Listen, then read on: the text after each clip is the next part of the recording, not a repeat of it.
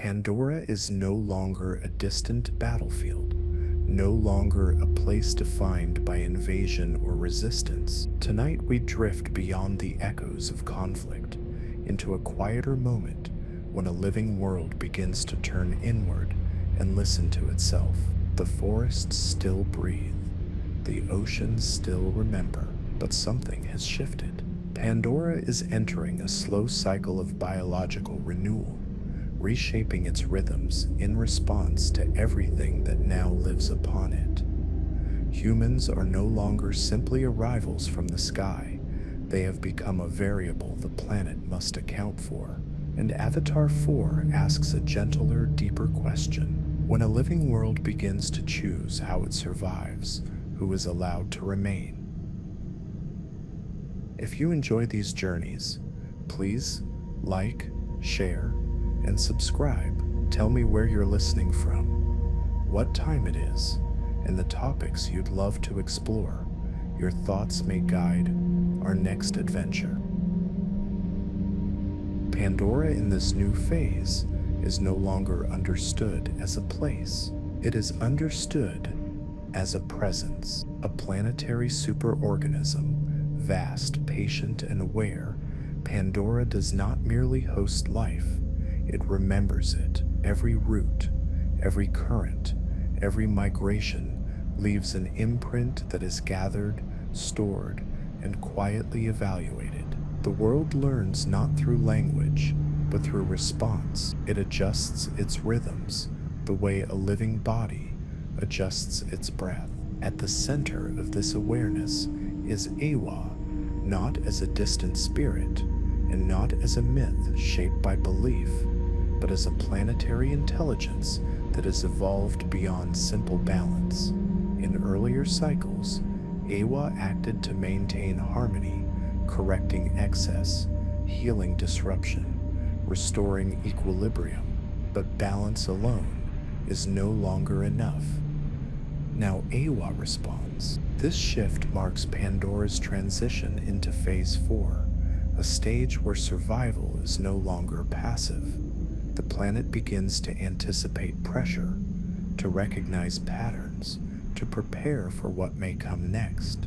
It does not seek conflict, yet it does not avoid it.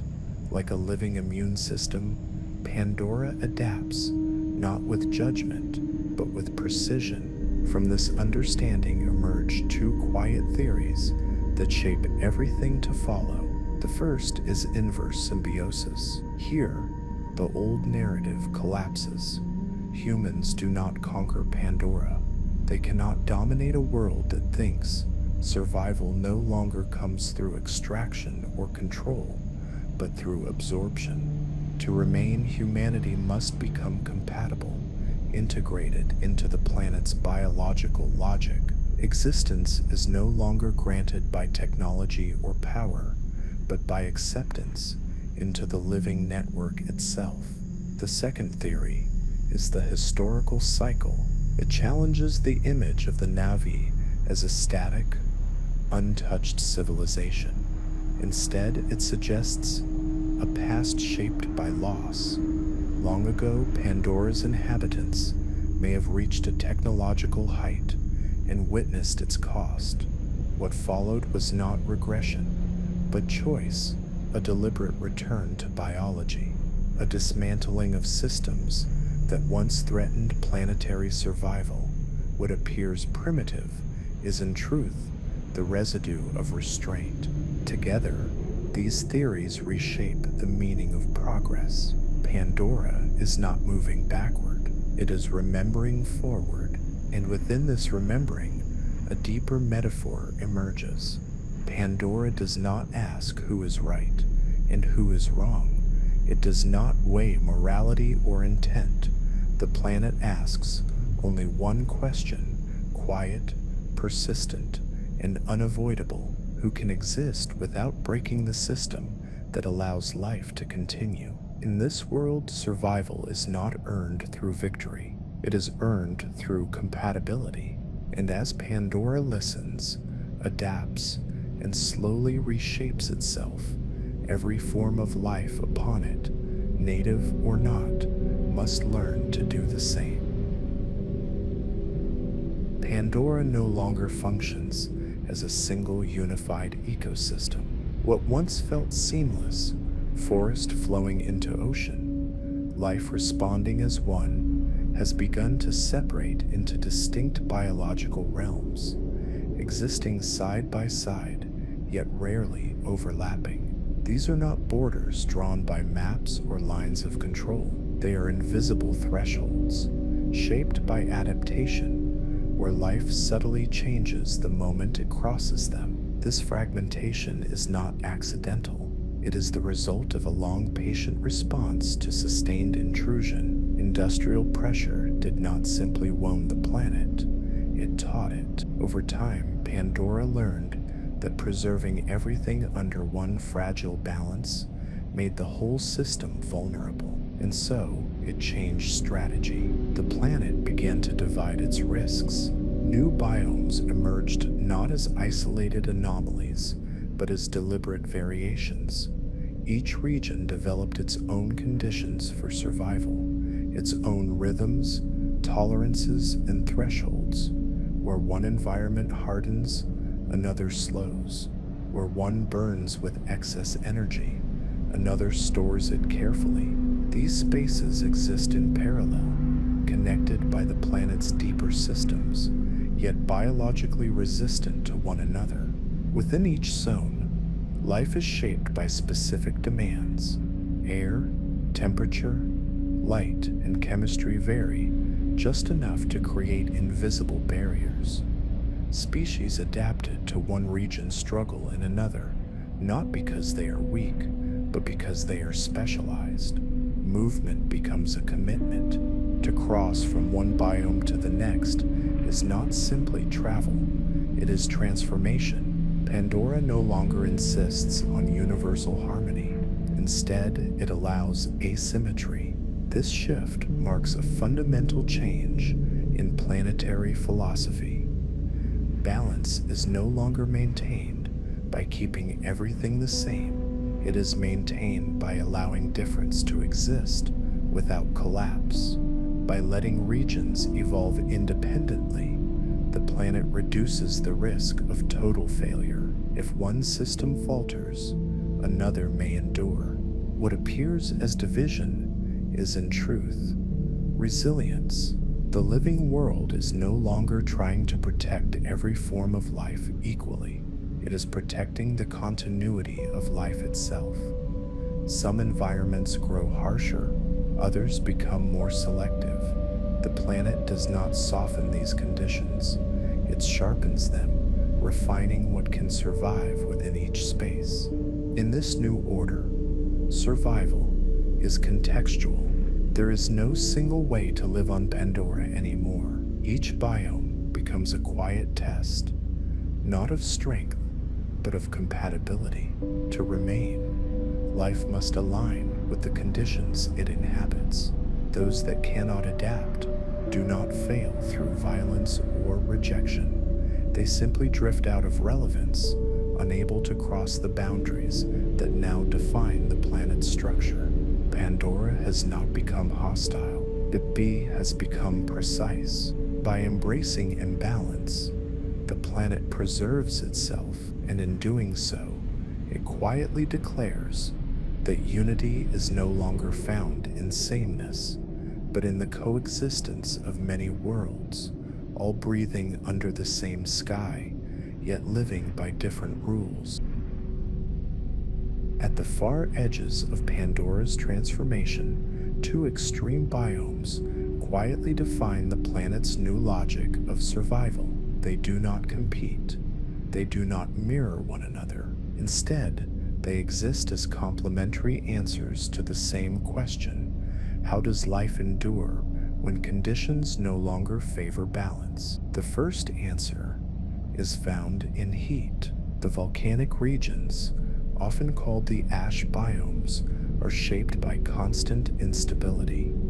The ground shifts, the air carries heavy particles, temperature rises and falls without warning. Here, life does not seek comfort, it learns endurance. Flora draws energy not only from light, but from the deep warmth beneath the surface. Roots sink toward heat, not away from it, converting geological pressure into nourishment. Fauna in these regions move quickly, metabolize rapidly, and burn energy at a relentless pace. Their lives are intense, brief, and adaptive. Survival depends on immediate response, on the ability to change before conditions become fatal. Nothing here is built to last untouched. Everything is built to adjust. In the ash biomes, existence is defined by resilience through transformation. Life survives not by resisting change, but by becoming part of it. At the opposite extreme lies the second answer: cold. The polar regions of Pandora are quiet, restrained, and sparse. Light arrives slowly, sometimes only for short cycles. Temperatures remain low, demanding conservation rather than expansion. Here, life does not rush. It waits. Biological systems prioritize storage over motion, preservation over reaction. Creatures in these zones carry reserves within them, layers of energy gathered patiently over time. Growth is gradual, movement is measured. Nothing is wasted. Each action is calculated against the cost it demands. Life stretches itself across long durations, favoring stability instead of speed. In the polar zones, survival is achieved through control, through knowing when not to move, when not to expend, when to remain still. These two extremes, fire and ice, are not opposites in conflict. They are parallel strategies. One teaches life how to endure excess. The other teaches it how to endure absence. Together, they stabilize the planetary system by absorbing different forms of stress. Pandora does not choose between them. It requires both. Where one biome filters life through intensity, the other filters it through patience. Where one rewards rapid adaptation, the other rewards restraint. Each reduces pressure on the whole by specializing in a different form of survival. This is the planet SIP's deeper design. Rather than forcing all life into a single rhythm, Pandora allows multiple tempos to exist at once. Fast and slow, short and long, burning and preserving. In doing so, it ensures that no single failure threatens the entire system. The ash biomes in the polar zones do not define division. They define cooperation through difference, and within their quiet balance, Pandora reveals a truth that guides its evolution forward. Survival does not require one answer. It requires many, each shaped by the conditions it was meant to endure. Pandora no longer offers a single path to survival. What once felt like a generous world, welcoming movement, gradual adaptation, and shared rhythms, has reshaped itself into a system of distinct biological rules. Each biome now operates under its own internal logic, guided by energy cycles, evolutionary tempo, and limits of endurance that cannot be ignored. In this new order, energy is no longer evenly distributed. Some regions burn through it rapidly, demanding constant renewal. Others store it carefully, releasing it only when conditions allow. These cycles are not synchronized. They do not wait for one another. Life within each zone evolves according to the pressures it faces, at a pace set by necessity rather than time. As a result, evolution itself becomes localized. Species are no longer shaped by the planet as a whole, but by the precise environment they inhabit. Resuscitation is no longer gentle or gradual across generations. It is immediate, demanding, and often irreversible. What works in one region fails completely in another. The The skills that allow survival in heat become liabilities in cold. Strength in one system becomes weakness in the next. Movement, once a sign of freedom, becomes risk. Creatures cannot pass easily between biomes. Crossing into a new region means confronting unfamiliar energy flows, altered chemistry, and incompatible rhythms. There is no universal physiology anymore, only specialized forms tuned to specific conditions. To move is to commit, and commitment demands change. Pandora does not assist this transition. It no longer softens the path. The planet has withdrawn its generosity. It does not provide environments designed to be easy or forgiving. Instead, it presents clear conditions and waits. Life is no longer guided toward comfort, but toward alignment. To remain, a species must fully integrate with the biome it occupies, physically, behaviorally, and energetically. Those that cannot adapt or not punished, they are simply filtered out. This process is not violent. It is precise. Pandora does not eliminate life through force. It allows incompatibility to resolve itself naturally through limitation rather than conflict. Survival becomes a matter of fit, not dominance. Through this shift, a new worldview quietly establishes itself. There is no longer one Pandora meant for everyone. There are many Pandoras, each shaped by its own rules. Each demands a different way of living, a different rhythm of existence. Life is no longer measured against a single standard, but against its ability to belong within a specific system. To exist is to choose, not between right and wrong, but between ways of being. Pandora has not closed itself off. It has clarified itself, and in doing so, it reveals a final truth that guides all who remain upon it. Survival is no longer granted by presence alone, but by the willingness to become what the world requires. The Na'vi are no longer a single voice speaking in unison. Beneath the familiar rituals and shared memories, a quiet division has begun to take shape, one that does not erupt into open conflict, but settles into long conversations, cautious silences, and unspoken distance. At the center of this fracture is Awa. For many Na'vi, the understanding of Iwa has remained unchanged. This is the traditionalist view. To them, Iwa is a living biological spirit bound to Na'vi existence alone. The bond formed through neural connection is not simply a function of biology. It is an inheritance, a sacred privilege passed through lineage, memory, and blood. In this belief, the connection is not meant to expand. It is meant to be protected. From this perspective, humans represent disruption, not just physical intrusion, but informational noise. Their technology interferes with the planet's rhythms. Their presence introduces unfamiliar patterns into the neural network.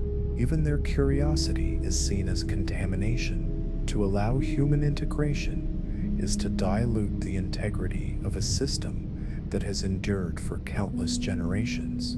Opposing this view is a quieter, growing understanding, the adaptive perspective. Those who hold this belief see Awa not as a possession, but as a planetary system designed to preserve life itself.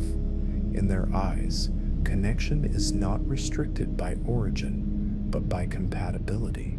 Awa does not recognize species boundaries in the way cultures do. It responds to intention, behavior, and alignment with the living system. From this view, humans are not inherently rejected. They are simply incompatible unless they change. Integration is possible, but only through transformation, not conquest. not control, but surrender to the planet's rules. To be absorbed into Awa is to accept a loss of autonomy, a reshaping of identity, and a departure from human-centered existence. This disagreement does not unfold as open hostility. It unfolds as uncertainty. Families find themselves divided in interpretation, not loyalty. Elders question teachings that once felt absolute. Younger Navi, exposed to broader ecosystems and hybrid lives, begin to wonder whether preservation requires adaptation rather than isolation. The question is no longer who the enemy is, but what the connection truly means. And so, the conflict shifts inward. The Navi are no longer preparing only to defend Pandora from outside forces. They are grappling with the possibility that Awa itself is changing, or perhaps revealing a truth that was always there, a truth that connection was never meant to be exclusive, only earned. This internal division reshapes Navi society in subtle ways. Decision-making slows. Trust becomes conditional. Unity, once assumed, must now be negotiated. The world they defend has not abandoned them, but it no longer confirms every belief they hold. Pandora watches this division without interference. Awa does not clarify. It responds only to action. And within that silence, the Nasvi face their most difficult question yet. Is connection defined by who you are, or by what you are willing to become? Kiri and Loic represent two emerging ways of being Navi in a world that no longer holds still. They do not stand as heroes or leaders in the traditional sense. Instead, they embody responses, quiet, imperfect answers to a planet that is evolving faster than identity can keep pace. Kiri is not simply an individual, she is a living interface. Her existence unfolds at the intersection of human consciousness and Iwa's biological memory. What flows through her is not thought in words, nor feeling in isolation, but a continuous stream of planetary awareness. She does not perceive the world through personal senses alone. She feels it through the accumulated signals of the network, currents of life moving far beyond her own body. As this connection deepens, something subtle begins to dissolve. The boundary between self and environment thins. Kiri no longer experiences herself as a single presence moving through the world, but as a point where many perceptions converge.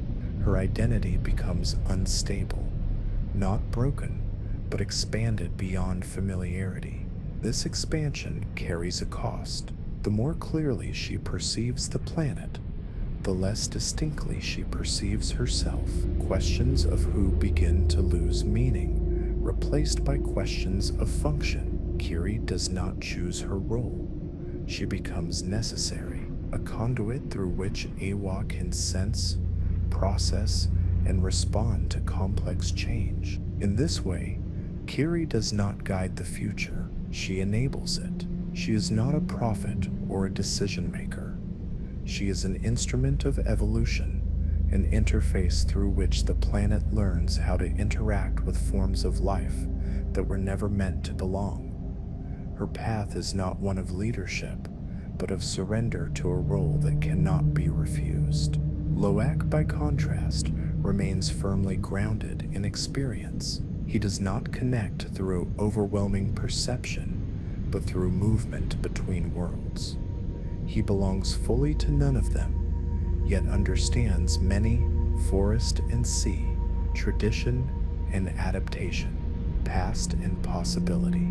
Loic does not inherit authority through lineage. He accumulates it through exposure, by living among differences and learning how they fit together. His leadership does not announce itself. It emerges naturally from listening. Loak leads not by directing others, but by synthesizing perspectives. He understands that survival no longer depends on a single way of life. Strength now lies in coordination between clans, environments, and beliefs that once remained separate.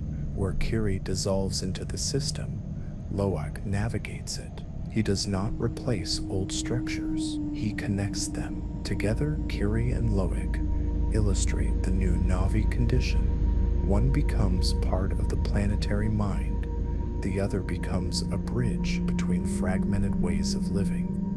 Neither path is complete on its own. One lacks agency, the other lacks total understanding. But within their contrast, Pandora reveals its direction. The future will not be shaped by a single leader or a single truth. It will be shaped by those who can either become the system or move carefully between its shifting parts. Spider exists outside every category Pandora has ever known. He carries no biological connection to the planet. There is no neural cue, no direct link to Awa's vast network, no instinctive access to the living memory that binds Navi life together. By every biological measure, he does not belong. The systems that recognize lineage, species, and inherited connection simply pass over him, and yet Spider remains. What he lacks in biology, he carries in experience. He speaks the language. He understands the gestures, the silences, the rhythms of daily life. His memories are not stored in roots or neural pathways, but in moments, shared hunts, lessons learned, names given and remembered. He has grown inside Navi culture without ever becoming Navi himself. This places him in a state of permanent in-between. Spider does not fully belong to humanity. Earth is distant, abstract, defined by stories rather than memory. At the same time, he cannot cross the final threshold into Pandora's biological system. He is neither arrival nor native. He is presence without classification. In this ambiguity, Spider becomes something unprecedented, a living contradiction. His existence challenges the planet's most fundamental assumptions. Pandora has always filtered life through compatibility, through biological alignment with its systems. But Spider persists without that alignment. He survives not by integration, but by relationship. He does not merge with Awa, yet he does not disrupt it either. This makes him the planet's most difficult question. Is identity determined by genetic structure or by sustained participation? Is belonging granted by biology or by choice and adaptation over time? Spider offers no clear answer. He simply continues to exist, forcing the system to acknowledge what does not fit cleanly into its logic. Pandora does not reject him, nor does it fully accept him. Instead, the planet observes. Spider becomes a stress test for a world that is redefining survival. He represents a form of life that cannot be absorbed, yet cannot be erased. A presence that does not align with existing categories, but also does not collapse the system by remaining. Through him, the ecosystem is forced to confront a possibility. It is never resolved that some forms of existence may persist without full integration, sustained by connection rather than fusion. And from this realization, the broader meaning of Section 3.2 comes into focus. Pandora's inhabitants can no longer be divided into simple oppositions, but often sins, them native and invader. Those distinctions dissolve under closer examination. What emerges instead is a spectrum of belonging, shaped by behavior, adaptation, and relationship, rather than origin alone. The figures moving through this world are not heroes. destined to restore order. They are points of fracture within the system, places where old definitions fail and new ones begin to form. Through them, the planet tests its own limits. Pandora does not choose sides in this process. It does not issue judgment. It watches, responds, and allows evolution to proceed without guidance, letting compatibility, persistence, and change determine who remains and in what form. Awa is not an emotional presence, nor a figure shaped by belief or worship. It does not feel, judge, or decide in the way sentient beings do. Awa functions as something far more fundamental, a planetary biological operating system, silently coordinating the life of Pandora without intention or hesitation. At its core, Awa is structure. Its primary layer is the vast biological root network that spans the planet. This network connects flora and fauna into a continuous living circuit, allowing signals to move faster than individual reflexes or conscious response. Information does not travel as messages or commands, but as impulses, chemical, electrical, and biological cues that ripple through the system. This network serves as Pandora's data infrastructure, carrying the state of the planet from one region to another without pause. Upon this foundation rests Awa's collective memory. Every event related to survival is recorded, not as stories, not as symbols. There is no language involved. Instead, memory is stored as biological patterns, responses that worked, conditions that failed, adaptations that succeeded or collapsed. When similar pressures arise again, the system does not recall the past, it reproduces the response. This is how Pandora learns. Awa does not remember in order to preserve history. It remembers to optimize continuity.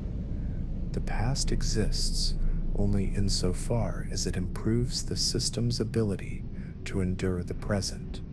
What survives is not meaning, but function. The final layer of Awa's operation is environmental feedback.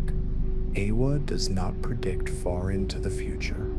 It does not plan outcomes or imagine possibilities. It responds precisely and immediately to pressure, changes in temperature, energy flow, population density, or interference trigger adjustments across the network. These responses are not moral. They are not protective or punitive. They are efficient. If a pattern threatens stability, it is corrected. If a pattern supports continuity, it is reinforced. There is no intention behind this process, only optimization. This is why Awa cannot be negotiated with. It does not interpret requests or intentions. It does not weigh value or innocence. A species, a behavior, or a system is either compatible with planetary survival, or it is not. The response follows automatically. Through this lens, Awa is not a ruler. It does not lead Pandora forward. It runs Pandora. Like any operating system, it does not choose the applications that run upon it. It simply manages resources, resolves conflicts, and prevents collapse where possible. Life emerges, adapts, and fades within its parameters, but Awa itself remains focused on a single objective, the persistence of the whole. This understanding reframes every interaction on Pandora. Connection to Awa is not communion. It is access. Participation in the system does not grant guidance or favor. It grants exposure to the planet's accumulated logic of survival. Awa does not offer answers. It offers conditions. And within those conditions, every form of life must find its place, not through belief or devotion, but through alignment. Pandora does not move according to will or desire. It continues because its operating system allows it to. Awa does not command the planet. Awa keeps it running. Human technology enters Pandora quietly, but it does not arrive unnoticed. Satellite waves circle the planet. Electronic signals cut through atmosphere and stone. Artificial frequencies spread across space that was never designed to carry them. To human systems, these signals are tools, means of communication, coordination, control. To Pandora, they are something else entirely. They are noise. Awa's biological network does not interpret technology as intent or threat. It registers incompatibility. The electromagnetic patterns produced by satellites and electronic systems do not align with the planet's organic signaling. They interrupt the subtle exchanges moving through roots, neural cues, and living tissue. What results is not damage in the human sense, but distortion, a corruption of planetary data flow. Pandora responds the only way a living system can, not with attack. With immunity, Awa does not strike back. It does not seek to destroy machines or eliminate their creators. Instead, it activates correction protocols, biological adjustments meant to isolate and neutralize disruption. Like an organism responding to infection, the planet alters itself to prevent interference from spreading further. The first visible sign of this response is the emergence of technological dead zones. In these regions, signals weaken and collapse. Communication systems fail. Navigation becomes unreliable. Electronic devices lose coherence, as if the environment itself refuses to carry artificial information. These zones are not engineered defenses. They are areas where biological signaling overwhelms incompatible frequencies, drowning them out through sheer density and complexity. Alongside this, life begins to change. Creatures living near industrial zones develop thicker physical structures, denser tissue, reinforced hides, altered sensory systems. These adaptations are not targeted at humans directly. They are responses to toxins, vibrations, heat, and repeated disturbance. Behavior shifts as well. Increased aggression is not hostility. It is heightened alertness in an environment that no longer follows predictable patterns. This is industrial resistance, not warfare. Most striking of all is the speed at which these changes occur. Evolution no longer unfolds patiently across generations. Under constant pressure, Awa accelerates adaptation. Traits that improve survival appear quickly, sometimes abruptly, reshaping species within a single lifespan. This forced evolution carries risk, but the system accepts it. Stability is sacrificed for immediacy. Pandora is not preserving what was. It is preserving what can remain. Throughout this process, there is no sense of retaliation. The planet does not respond emotionally or strategically. It does not distinguish between intentional harm and incidental disruption. It treats technology as environmental stress, no different from extreme climate or geological upheaval. What cannot integrate is filtered. What adapts is reinforced. In this way, Pandora does not oppose technology. It renders it irrelevant where it cannot coexist. The planet adjusts its internal conditions until incompatible systems fail on their own. Machines stop working not because they are attacked, but because the environment no longer supports their function. This is the core truth of the conflict. Pandora does not fight. Pandora recalibrates. And through that recalibration, it quietly asserts control, not by dominance, but by refusing to bend its fundamental logic. Anything that wishes to remain must operate within the planet's biological framework. Anything that cannot will fade into silence, filtered out by a system that exists only to keep itself alive.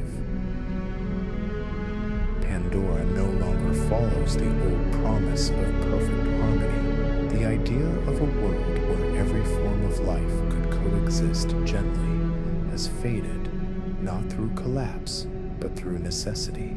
What has replaced it is not cruelty, nor indifference, but clarity. A new evolutionary rule has taken hold. Pandora does not eliminate immediately. Every form of life is given space to exist, time to respond, and an opportunity to align. There is no sudden erasure, no instant judgment. The planet allows presence before it demands compatibility. Survival is not revoked at the moment of arrival, but presence alone is no longer enough. The new rule is adaptation. And adaptation is not singular. It unfolds across biology, behavior, and way of living. Bodies change to withstand new pressures. Habits shift to match unfamiliar rhythms. Entire modes of existence are rewritten to fit the conditions of a transforming world. Those who adapt remain. Those who do not are not destroyed. They are filtered. This filtration is not punishment. It is the natural outcome of incompatibility. When a form of life cannot align with the system that sustains it, it simply loses the ability to continue within that environment. There is no malice in this process, no intent to correct or condemn, only the quiet logic of persistence. Pandora does not decide who is right. It does not weigh worth or morality. The planet retains only those patterns of life that do not destabilize its operation. What threatens continuity is reduced, not through violence, but through withdrawal of support. Resources no longer flow. Conditions no longer accommodate. Survival becomes impossible without direct opposition ever occurring. This is why the transformation unfolding on Pandora is not war. There are no sides being chosen, no victories being claimed. What is happening is selection, not driven by conflict, but by system integrity. The planet acts as a living filter, allowing compatibility to determine outcome. In this new reality, Pandora cannot be conquered, nor can it be used as refuge. It is no longer a prize to claim or a sanctuary to occupy. Pandora has become an autonomous system, shaping its future according to internal logic rather than external desire. The world does not ask who seeks to stay. It asks who can remain without breaking what already exists. Every life upon it is now conditional. No species is protected simply because it arrived first. No presence is guaranteed by strength, technology, or intention. Survival must be demonstrated through integration, through the ability to exist without overwhelming the system that sustains it. This is the final meaning of Section 3.3. Pandora has stepped beyond reaction and into regulation. It no longer responds only to threats. It defines the terms of existence itself, and within those terms, all life is equal, not in safety, but in responsibility. The planet moves forward, not by defending the past, but by refining the future, one compatible form of life at a time. Let us slow down now, not to understand, but to feel. Imagine Pandora as it is in this quiet moment, not reacting, not resisting, simply listening. The forests do not speak in words. The oceans do not argue, they receive. Every movement leaves a trace. Every presence is noted, not with judgment, But with attention, Pandora listens the way a living body listens to its own breath. Subtle, constant, unavoidable. Beneath the surface, memory gathers, not as stories, not as history, but as sensation. What brought balance, what caused strain, what allowed life to continue, and what pushed it toward collapse. Awa does not pause to decide. It does not ask why. It records what happens and adjusts. Now feel the planet doing exactly that. Roots tighten where the ground has grown unstable. Currents shift where the water has been disturbed. Life does not resist the pressure placed upon it. It reshapes itself around it. There is no anger here, no protection given out of loyalty, only response. That within this response, something has changed.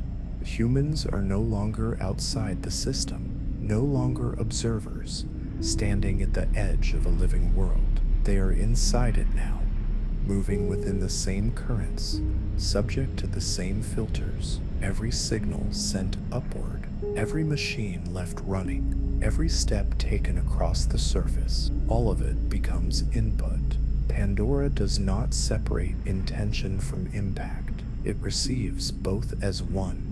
Breathe slowly and imagine the planet considering not in thought, but in motion, adjusting temperature here, dampening energy there, allowing one pattern to strengthen, letting another quietly fade. Nothing is rushed, nothing is forced.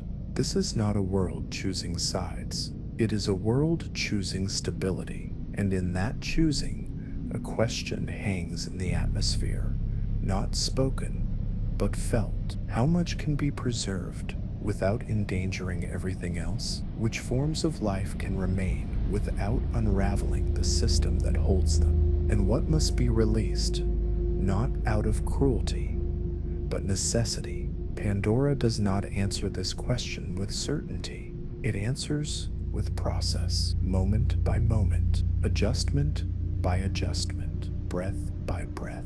As you rest with this thought, allow the boundaries to soften between world and listener, between life and system, between choice and consequence. There is no final conclusion here, only a quiet understanding, a living planet, awake and aware, learning how to continue. And within that slow learning, everything that exists upon it is gently, inevitably being weighed.